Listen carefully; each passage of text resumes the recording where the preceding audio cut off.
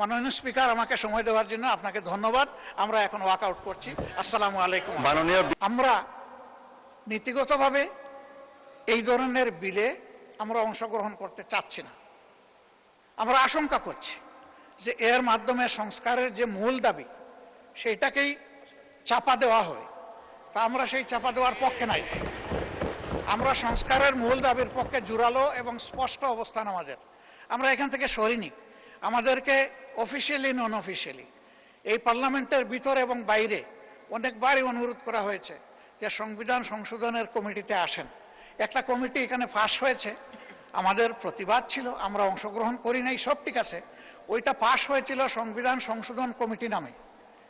পরে আমরা যখন বললাম যে সংবিধান সংশোধন কমিটি নামে কোনো কমিটি হওয়ার কোনো বিধান নেই, আমরা পরে শুনলাম যে এটার আগে একটা বিশেষ শব্দ বসানো হয়েছে।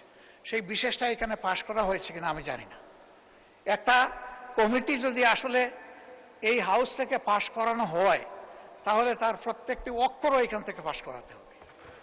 সেটা তো হয় না। ওইটার পক্ষে আমরা ছিলাম না, এটা বড় কথা না। আমি বলছি যে এখানে প্রসিডিওরটাও মেনটেন করা হয়নি। মাননীয় স্পিকার, এই সমস্ত বিষয় বিবেচনায় নিয়ে এখন যে বিষয়টা আপনি উত্থাপনের দিকে যাচ্ছেন, আমরা যেহেতু এই আলোচনায় বৃহৎ স্বার্থে আমরা পুরা সংস্কার চাই, আমরা গণভোটের বাস্তবায়ন চাই এবং আমরা এইভাবে খণ্ডিত কোনো প্রসেসের অংশ হতে চাই না। এই জন্য আমরা এখন আর এই আলোচনায় আমরা অংশগ্রহণ করব না। এই পর্বে আমরা সংসদ থেকে বিদায় নিচ্ছি। আমরা আবার ওয়াকআউট করছি। আমরা আবার যখন উপযুক্ত তখন ইনশাআল্লাহ আমরা আসব, অংশগ্রহণ করব, জনগণের পক্ষে কথা বলবো। 4টা নোটিশ আমরা জমা দিয়েছি। আমরা আশা করব সেই নোটিশগুলা জনস্বার্থে, জনদুর্ভোগ নিরসনের স্বার্থে সেই নোটিশগুলা আলোর মুখ দেখবে। এই সংসদে আলোচনার সুযোগ আমরা পাবো। মাননীয় স্পিকার, আমাকে সময় দেওয়ার জন্য আপনাকে ধন্যবাদ। আমরা এখন ওয়াকআউট করছি।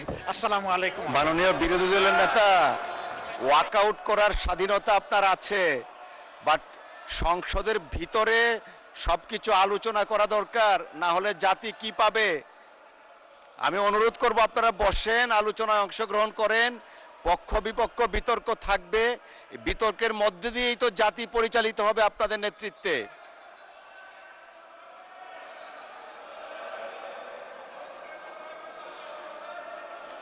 কি মাননীয় স্বরাষ্ট্রমন্ত্রী মহোদয় কিছু বলবেন?